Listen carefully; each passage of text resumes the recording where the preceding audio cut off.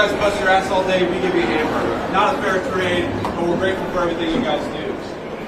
So, how long have you guys been working here at this area? Has it been the whole 9 days? About 7. It's been about 7. Okay. General, tell me what's going on here. What are you guys seeing? Okay. Yep.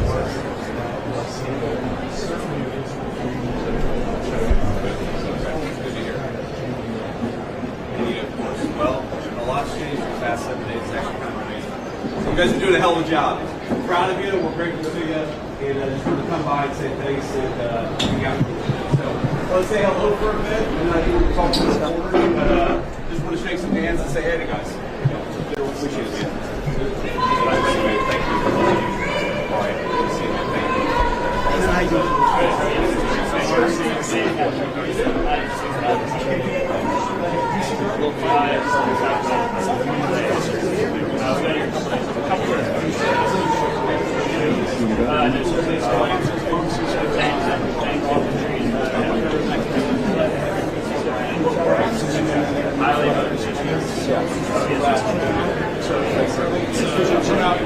Regan, how are we doing, man? How y'all doing?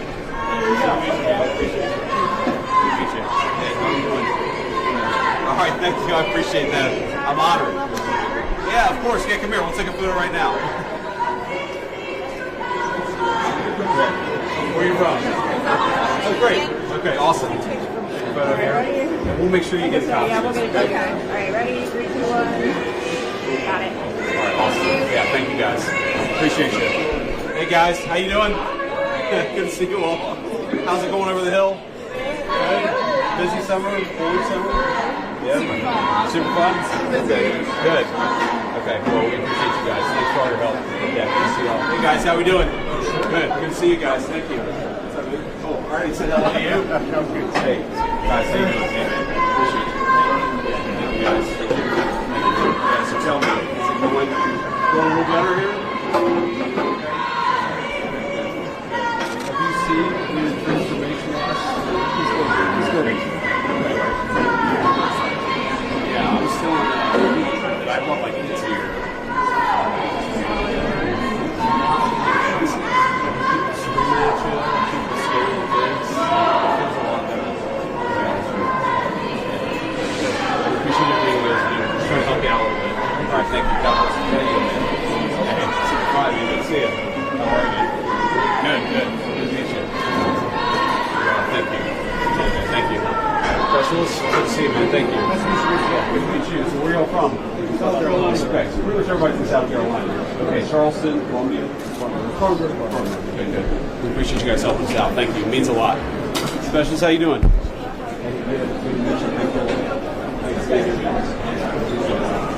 Sir, how we doing? Great. How you doing? I'm doing good, man. I can't complain. This is a whole lot more fun than I do most days. All right, appreciate it. Good to see you, man. Thanks for all your help.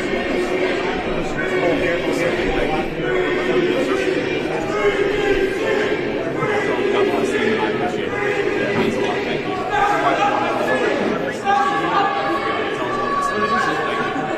Sorry to hang you. South Carolina. Good to meet you. Appreciate you doing. Thank you very much.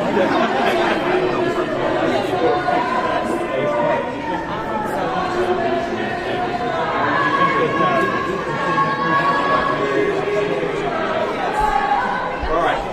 So, what's happening here? Okay. Whatever you want. Yeah, Where do you want to go? so what's the plan? We do the gaggle, right? Are we doing that up here or we doing it later? Wherever you want to. Okay. All right. Let's follow Kieran here. All right. Kieran, you lead the way. Back to where you were. All right. Okay. All right.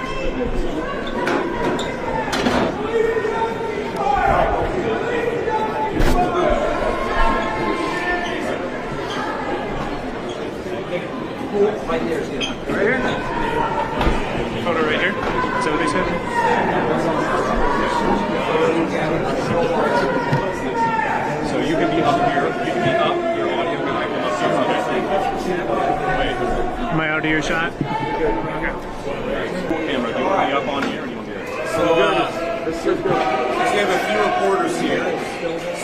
Look, guys, what we wanted to do here was a couple things. First of all, we're going to come and say thank you to the National Guard's folks, to the cops, for actually keeping this place safe.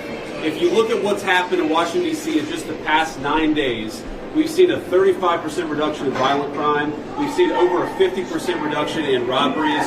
We are seeing really substantial effects because these guys are busting their ass. So I want to come here, highlight what they're doing, say thank you in person, obviously pass out a few burgers, but most of all, just send a message to the American people. Look, we don't have to live like this. We do not have to allow our cities to be taken over by violence and by disorder and by chaos. You can actually do stuff. You can actually bring law and order to communities. You've just got to have the political willpower to do it.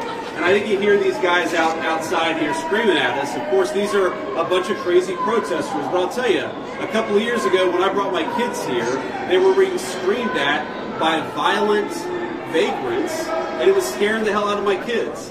And one of the things that we've done already in Union Station in just 9 days is we've made it a place where people can walk around safely. They can bring their kids again. They can see this beautiful monument, the architecture. They can have a meal with their friends and their loved ones because, again, we brought some law and order back to Washington, D.C. So I want to thank Pete Hegseth and Stephen Miller. I want to thank all the people, the guardsmen here and the police officers who have worked very hard. And I know that we've traded now some violent, crazy people who are screaming at kids with a few crazy liberals who are screaming at the vice president. But I think that's a very worthwhile trade to make because we want our people to be able to enjoy our beautiful cities. And the last thing I'll say is to the American people, D.C. is already safer than it was 9 days ago, but we're going to make it safer still to come. This is your city. You should feel free to come and visit here, have a meal, see all these incredible monuments, and actually enjoy yourself. And that's what we're trying to make happen. And I think that if we set a standard in Washington, D.C., that political willpower can bring some common sense, law and order back to these communities, then maybe some other communities and other cities will follow suit. So it's kind of crazy. You hear these guys outside. They appear to hate the idea that Americans can enjoy their communities. They do the fact that D.C. a week ago had a higher murder rate than Trinidad and Tobago, which the United States State Department has said you shouldn't visit because it's unsafe. We ought to be able to enjoy great American cities. That's what we're trying to do with the Trump administration. And we want to thank all of our law enforcement and National Guardsmen for making it possible. We made a lot of progress in 9 days. We're going to make a whole lot more. I'll let Pete and Stephen Miller say something, and we'll take a few questions from the reporters. So, Mr. Secretary. Thank you, Mr. Vice President. I'll just start by saying yes and amen to everything you said. The American people, the residents of D.C. deserve a safe and beautiful city. That's our mission. That's what every one of these captains, lieutenants, staff sergeants, specialists, privates, they're here because they're patriots who serve the country and believe we deserve a beautiful, safe capital. And when I talk to all of them, Stephen, we've all had a chance to talk to them, they're proud of this mission. They're proud to be a part of making sure law and order is established here in the capital. We're resourcing with everything they need, working with our law enforcement partners. So the National Guard, the Defense Department, is proud to be standing with you and the President and ensuring we have a safe capital that is beautiful, that residents can come visit. And we're committed to this mission just like the one at the southern border and in Los Angeles. Our law enforcement officers deserve to be able to do their job safely. And American citizens, putting American citizens and our country first, is something President Trump has emphasized from the beginning. So thank you to these troops. I know I always liked a good cheeseburger when I was in uniform, so hopefully we can deliver a few of those. It's an honor to be here with you, and also Steve, thanks for everything you're doing. Thank you. And first of all, thank you to the Vice President for bringing us here today. Thank you, Secretary, for your leadership, and most importantly, thank you to the men and women of the National Guard. Well, here's the most important point. There are residents who lived in Washington, D.C. their entire lives. Their parents lived here. Their grandparents lived here. And they have lived for generations in intolerable conditions of crime and decay. There are parts of the city, I lived in the city 20 years ago. There are places where I have seen graffiti that has been untouched for 2 decades. There are homeless encampments that have made it impossible for families to use public parks and public recreation for as long as I've lived here. There are hundreds of residents of this city who are shot in street violence every single year, making it one of the most violent cities on planet Earth. And for too long, 99% of this city has been terrorized by 1% of the city. And the voices that you hear out there, those crazy communists, they have no roots, they have no connections to the city, they have no families they're raising in this city, they have no one that they're sending to school in this city, they have no jobs in this city, they have no connections to this community at all. But they're the ones who've been advocating for the 1%, the criminals, the killers, the rapists, the drug dealers. And I'm glad they're here today. Because me, Pete, and the Vice President are all going to leave here, and inspired by them, we're going to add thousands more resources to this city to get the criminals and the gang members out of here. We're going to dismantle those networks, and we're going to prove that a city can serve for the law-abiding citizens who live there. We are not going to let the communists destroy a great American city, let alone the nation's capital. And let's just also address one other thing. All these demonstrators that you've seen out here in recent days, all of these elderly white hippies, they're not part of the city and never have been. And by the way, most of the citizens who live in Washington, D.C. are black. This is not a city that has had any safety for its black citizens for generations. And President Trump is the one who is fixing that with the support of the Metropolitan Police Department, the support of the National Guard, and our federal law enforcement officers.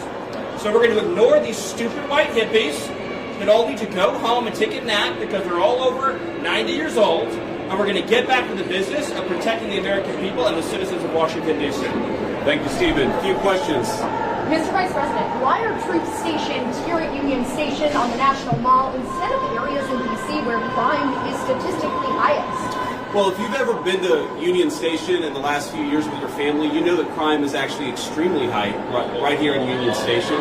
You have vagrants, you have drug addicts, you have the chronically homeless, you have the mentally ill who harass, who threaten violence, who attack families, and they've done it for far too long. This should be a monument to American greatness. This should be a place where you can come and share a meal or go shopping with your family. It should not be a place where parents of small children are afraid to bring them because, to Stephen's point, we have empowered criminals over the people who actually need public safety in the city. So I think Union Station is a great example of what's possible when you actually have the political willpower to bring law and order and common decency back to the public spaces of the United States of America. So many Americans live in cities. They occupy these spaces. They know how unsafe they are, and they would love to be able to just live their life in places like Union Station without violent criminals making it impossible. We have changed so much in 9 days, and I thought it important to highlight how great of a space this could be, how easy it could be to actually enjoy something like Union Station if you just had politicians who stopped prioritizing violent criminals over the public citizens who deserve public safety in their own communities. And to add to that real quick, we talked to a first responder before we came up here, said this is their number one call location is Union Station for first responders. So it's not as if this is insignificant. In many ways, this is part of the epicenter. And we go to that and return it to the safe location that it should be. It also frees up resources around the city. And you've seen a majority of the arrests happening in a lot of those places that need help. That's right. Were crime Will you extend past 30 days? Will you extend past 30 days, and do you think you have congressional, will Congress go along with it? Well, look, we'll ultimately let the President of the United States determine where we are after 30 days of this emergency order. I think that we're going to make a lot of progress over the next 20 days. I think that we're 9 days into this thing. But if the President of the United States thinks that he has to extend this order to ensure that people have access to public safety, then that's exactly what he'll do. If he thinks he doesn't have to do that, obviously he'll make that determination. But what we're going to do is try to empower these guys to do as good of a job as possible to bring public safety and order back to Washington, D.C. This is the national, cultural, and political capital of the world's greatest nation. And you talk to people, black, brown, white, so many of them are afraid to bring their kids into its public spaces. It's a shame. It's a blight. It actually should make every American ashamed that the world's leading superpower, our national capital, was unsafe for families to walk around at night. That is a disgrace. We don't think that it's acceptable, and thank God we have the presidential leadership to change it, and that's exactly what we're trying to do. Were crime statistics manipulated by the D.C. police? Well, I think that crime statistics all over our country were massively underreported because a lot of people would pick up the phone, they'd call somebody, they'd try to get help, and nobody would show up. If you look at wait times at 911 response times all across our country, but certainly in Washington, D.C., they were way too long. And that wasn't because of the D.C. police. That was because there was too much crime and too few law enforcement agents on the street to bring order and decency to this city. You talk to these guys. I talked to 3 police officers earlier. I've talked to the National Guard. They are so happy that they've been empowered to do their job, which is to make American streets safe for American citizens. And I think that empowerment is going to keep on going until we make America, and D.C. in particular, a safe place again. What evidence do you have or that the DOJ has? Are you going to be releasing it? I'm sorry? Are you going to be releasing evidence of this? Of what? That D.C. has a terrible crime problem? You just got to look around. Obviously, D.C. has a terrible crime problem. The Department of Justice statistics back it up. The FBI statistics back it up. Just talk to a resident of this city, this beautiful, great American city. Don't they deserve... we talk about human rights. We hear these people outside screaming, "Free D.C." Let's free D.C. from lawlessness. Let's free Washington, D.C. from one of the highest murder rates in the entire world. Let's free Washington, D.C. so that young families can walk around and feel safe and secure. That's what we're trying to free D.C. from. And as Stephen said, it's kind of bizarre that we have a bunch of old, primarily white people who are out there protesting the policies that keep people safe when they've never felt danger in their entire lives. Which cities are next? Are you going to target any other? Mr. Vice President, thank you, Mr. Vice President. What are your thoughts on the establishment media's criticisms of President Trump's push to end the Russia-Ukraine war? Well, I'll let these guys jump in. I mean, look, on the Russia-Ukraine war, we'll obviously have time to talk about that. I think the president campaigned on being a president of peace. He's already ended 6 wars. He's trying to end another. I think it's kind of disgraceful that the American media is attacking the president for trying to bring peace to the world. But most importantly, the president is trying to bring peace to the streets of our own cities. I really can't overemphasize this enough. It's the greatest country in the world. We've got moms and dads and young families. Shouldn't they be able to enjoy public spaces without vagrants taking away basic public safety from the American citizenry? The fact that it's taken so long to bring common decency and law and order back to Washington, D.C. is an indictment of a generation of failed leadership. And I hope these guys know how grateful we are that they're doing the job that so many failed to do. They're actually keeping this city safe. We're proud of you, and we're grateful to you. Polls show that a majority of D.C. residents don't support the Guard. What's your message to that? I'm sorry? Polls show that a majority of D.C. residents don't support the Guard here. So what's your message to the majority of D.C. residents? I'm highly skeptical that a majority of D.C. residents don't want their city to have better public safety and more reasonable safety standards within Washington, D.C. I don't know what poll you're talking about. Maybe the same polls that said Kamala Harris would win the popular vote by 10 points. Okay, we're going to stop there. We're going to grab a quick bite with some of the soldiers here and the National Guardsmen who are keeping this city safe again. I just want to say we're grateful to these guys. You guys are making D.C. safe again. We're proud of you, and we're grateful to you. Russia is saying today it needs to be involved in security guarantees. Thank you, press. Thank you, press. Thank you. Thank you, thank you. Thank you, press. Press, everyone's going back. Cool press, we gotta move.